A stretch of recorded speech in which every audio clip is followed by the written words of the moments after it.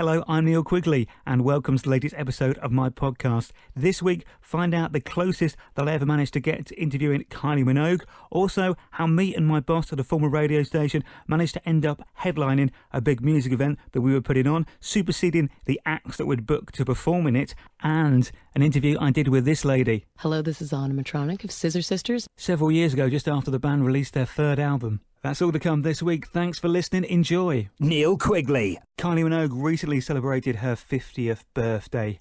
I am a massive Kylie fan. Always liked her music since she released her very first single. And I did used to watch her in Neighbours as well. While it was tea time viewing, as a kid, 5:30, you always had to watch Neighbours after the BBC children's television programmes had finished for the evening. It was kind of the law. Sadly, I've never managed to meet Kylie. That would be my dream. I would love to sit down and interview Kylie, talk to her about her career, have a chat, get to know her, have a laugh. Alas, though, that has never happened. The closest I ever got to Kylie Minogue was once I got to interview her screen mum from Neighbours. Yep, Madge from Neighbours, or Anne Charleston, to give her correct name, actually came in on one of my radio shows for an afternoon live interview. She was in a play that was touring the UK and came in to see me when I was working at Ivell FM in Yeovil when her play was in town at the Oxgon Theatre. Fair play to her, the play was selling pretty well. She didn't really need to come in and necessarily promote it or drag herself in during the afternoon to speak to me.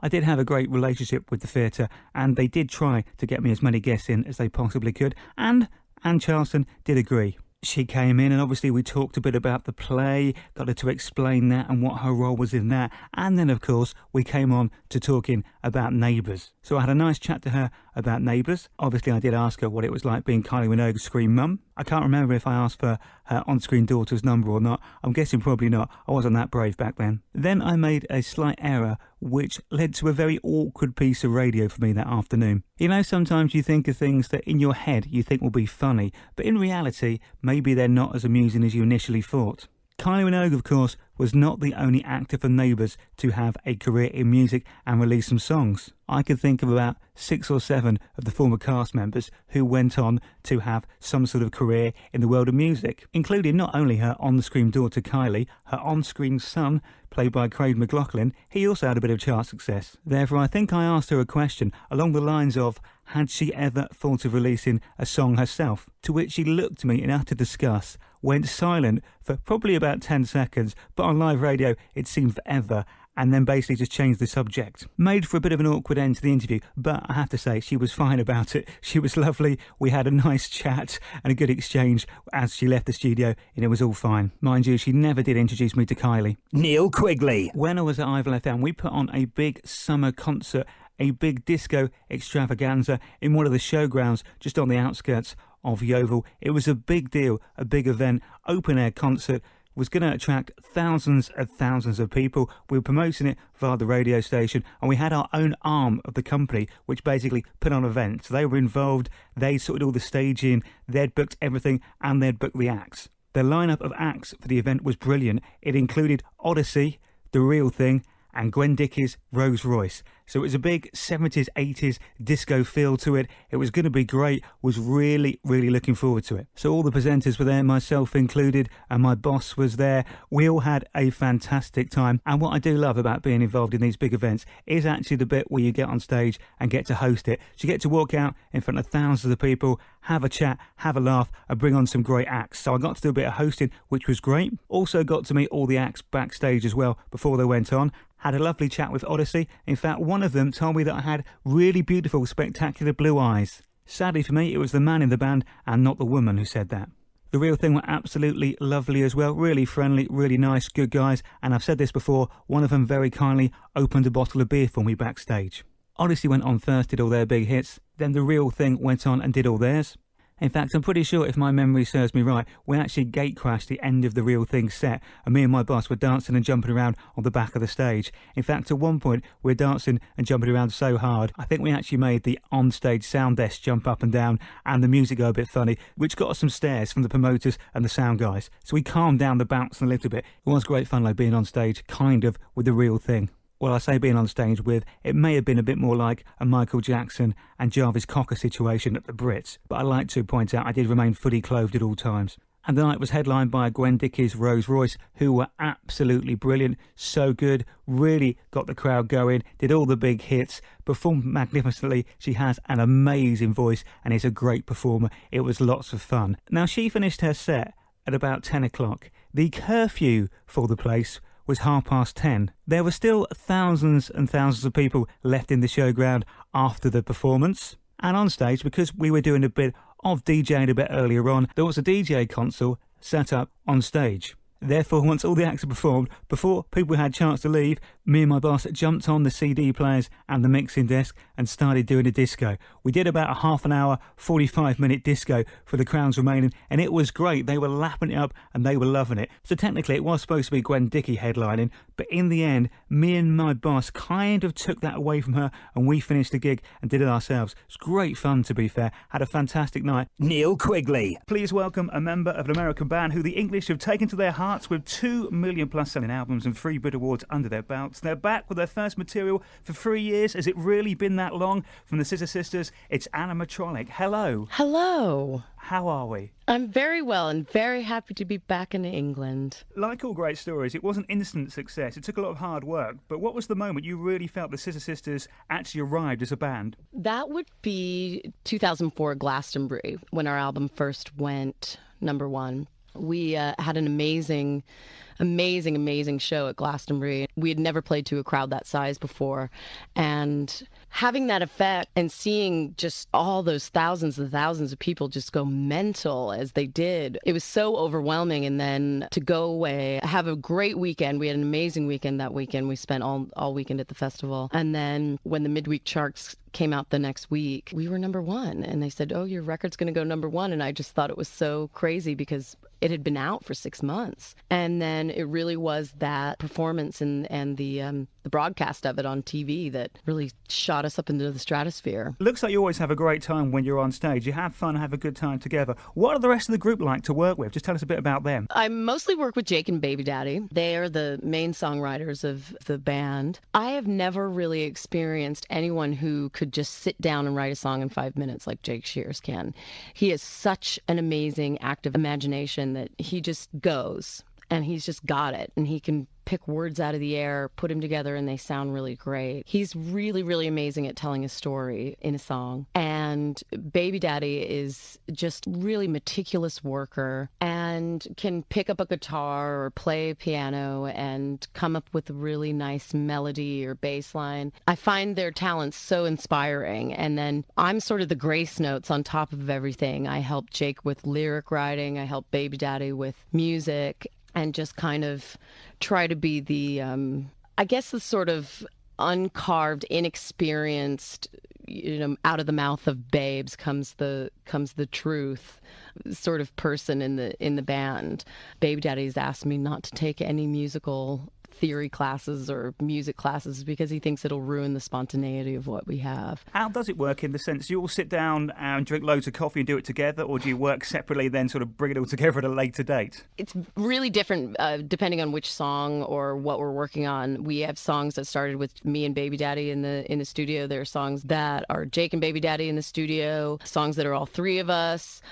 And it can start with another song that we really love that we kind of want to emulate or try and write something like. There could be a bass line in that song that we love or a lyric that we want to get into. Or it can be a story that somebody told us over the weekend. Anything, any little thing can start it off. But it usually starts with Baby Daddy making a beat in the computer and then building the song out from there and then writing the lyrics that go with the sort of sentiment of the music and build it from there. Now that kind of leads us on quite nicely to your new album, which is Night Work, and it's out on the 28th of June. It's been a while since you released any songs. 2006 was the last time you released a song. Obviously, you did quite a bit of gigging after that, didn't you? You did quite a long tour at the end of that. So kind of what happened between, say, the end of that tour and now where you've got to on this album? Just a bit of chilling time? Or we did have a bit of chilling time. That is an absolute requirement for us after tour because we really give everything that we have in a show. And so when you do a year's worth of touring, that's 250 nights of giving everything you have. And you really need some time to come down from that. I liken it to astronauts re-entering the Earth's atmosphere. We really have to kind of go through our decompression and our re-entry orientation to get our feet back on the ground. So it takes a little while. And I think I would say that we took a good probably 6 months to really just kind of come back down to earth and get back into our normal routine. And then we also did a lot of sort of side projects, personal side projects. Jake wrote a musical. Baby Daddy started taking painting lessons and started to paint, which was really great. Del did a solo album.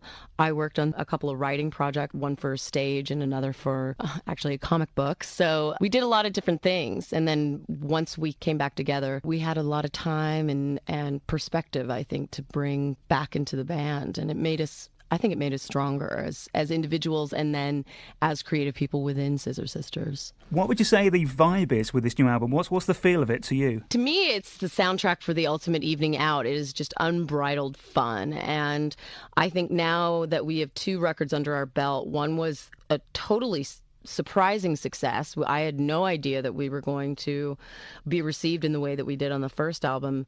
I think the second album was a real deliberate attempt to prove our worth as songwriters, especially for Jake. And so I think we sort of pulled back a little bit on the camp elements and the elements that were so present on the first record. And I think it was a little bit more serious and a real attempt to prove that the first album wasn't a fluke. Now that we've proved ourselves, it's just kind of like, we can do whatever we want. So the reins came off, and I think that there is a real sense of unbridled joy on this record that was not present on the last one. And I definitely think that there are songs that have some sinister elements to them, but it really is, to me, I think, the soundtrack for the ultimate evening out. Now, you work with a new producer as well, Stuart Price. Well, I say you, he's quite established, of course, worked with the Killers, Madonna, and also he's been working with Kylie on her current album. Yes. Does that give, do you think, maybe a different sound to this album, or just enhance what the Scissor Sisters already had? I definitely think it enhanced the record. It still sounds like Scissor Sisters, and we have known Stuart for so long, since 2003, that he knew our sound, and a few of the songs that we brought to him were already quite produced. So I think it just enhanced. You can definitely hear his hand on the controls in a lot of the songs, and we all have very similar musical tastes. Once we're all in the room together, we're listening to records and songs that we all really, really love and are inspired by. So he is totally a Scissor Sister, without a doubt. I mean, if he wanted to come and get on stage with us and do this tour with us, I would love it. I would jump at the chance to get him on stage with us. Brings me nicely on to my next question. What do you prefer best about the job for you? Is it working in the studio on the new material and recording the albums, or is it being out on stage in front of the audience singing the songs? It's audience all the way, baby, for me. I am addicted to the spotlight and addicted to interacting with the crowd. And so the fact that we, have had that long to work on it, I think was really great, because we really stored up all of our energy, and we're now just chomping at the bit to get out there and share this music with people. So yeah, that's my bliss, absolutely. Now, you mentioned earlier that it really sort of started happening for you when you played Glastonbury in 2004. Yeah. You're back there this summer. Yeah. Which is going to be amazing. I've been a few times. It's just a great place to be at, a great place to play. Yeah. Now, your stage shows can be quite, shall we say, elaborate. The Brit Awards performances spring to mind. Have you got anything special planned yet for Glastonbury this year then? Well, I really love Glastonbury. Funnily enough, the very first time we played in 2004, I loved it so much, and my husband loved it as well. He came out for the weekend. We loved it so much, we've been back every year since, except last year. So every Glastonbury except last year, since 2004, I've been there. So I was at the Crazy Mud year with Shirley Bassey. I was there that year as well. Oh, that was so magical. It was such a great year. Really, really loved the festival. So I've written a sort of love letter to Glastonbury that I will be delivering on stage. I do want to do something special. I don't want to give anything away, but we definitely do want to pay tribute in some sort of special way to the country and to the countryside around Glastonbury, which I think is really, really magical. Whatever you do, I'm sure it'll be a spectacular performance, and we are looking forward to it. You do have a really good relationship with a lot of groups of fans, I believe. Is that true? You do some special things for some time as well. Is that correct? We do a lot of secret gigs, and we'll do a lot of special things for our fans. On the last few gigs that we played in England for the Ta-Da tour, we had a special little area of our stage, because our stage was built to look like the Scissor logo, and we had the Scissor legs. And then in between the Scissor legs, we had a little area that we called the crotch pit, and we filled it up with fans. There was room for about 50 people in that little area, and we put all of our big fans, had them email in, and we got them in there, which was really, really great, because it gave me and Jake people to vibe off of that were just right there in our faces, and we really, really liked that. And they're the big fans who all know all the words to the songs and have their own little dances and little choreography to different songs, and it was really, really great. Who do you like musically? Who are the bands or artists that, if you like, inspire you, or the ones that you think maybe at the moment are really, really good? Love Florence. Oh, she is my red-headed fiery sister, comrade in arms. She's really great. There's a band out right now called The Drums that I think are really, really great, from the States, and one that people probably haven't heard of, whose album I just love. They're also from the States, from Baltimore, which is an excellent city, but they're called Beach House, and they do really melodic, beautiful, sort of atmospheric guitar rock. It's really, really beautiful, and the lead singer sometimes sounds very androgynous, but she sometimes sounds like Marianne Faithfull, so I really like their music a lot. You did mention, so you are going on tour with the new album, is that correct? Mm-hmm. Have you got sort of timings for that yet? I believe you'll be seeing us back in the UK touring before the year is up. We want to take our time to really make this a very, very special tour, something that is obviously visually arresting and giving people more than their money's worth. So we're going to take some time to formulate our plan of attack, but we will be back before the end of the year. You can guarantee that. First single for 3 years from the album Nightwork. It's called Fire with Fire. It's out next month. Yes. What can you tell us about that? Fire with Fire was written in the studio with Jake, Stewart, and Baby Daddy. I sadly was not there at the time, but it was born out of a real, I think, clear moment of self-reflection for Jake, where he was kind of contemplating the past and looking toward the future. And I think it's a very carpe diem sort of song. It's a song about taking the adversity in life and meeting it with as much gumption as you can possibly muster, working through your blocks and soldiering on and giving yourself permission to go for it. And whether you succeed or fail, you will never fail yourself. All the best for the new album, the single, and Glastonbury this year. I'm sure you'll rock that place. Thanks very much. Thank you. It was great talking to you. Neil Quigley. Panto legend and all-round nice guy Christopher Biggins came in for an interview once, not long after he'd won I'm a Celebrity, Get Me Out of Here. He'd also just released his book, which, by the way, is brilliant. He gave me a copy of it and signed it for me. It's really good. If you haven't seen it, it really is worth a read. It was fantastic. He was lovely. No airs and graces. He came in by himself, found his way into our studios. You may think showbiz is all glamorous, but it's not always the case. Our studios were fairly basic and fairly bog standard, and you had to come up a very grey and white staircase to actually get into the offices to get through to our radio studios, to which Christopher Biggins likened to some sort of bunker once he came up the stairs and into our office. Very hard to disagree with him, to be fair. It was great fun to interview, very happy to talk about anything, his personal life, his previous career, which, to be fair, is pretty impressive if you think he was in Porridge, he was in the original Poldark, he appeared in Rent-A-Ghost, just to mention a few of the things that he's appeared in. The one thing I did find slightly disconcerting, we pre-recorded the interview, and fair play, he popped in his lunch hour, in between promoting the book. He was doing readings, he was doing book signings, but he did bring his lunch in. So as I'm interviewing him, all the way through the interview, he's munching a sandwich. But I will give him credit where credit is due.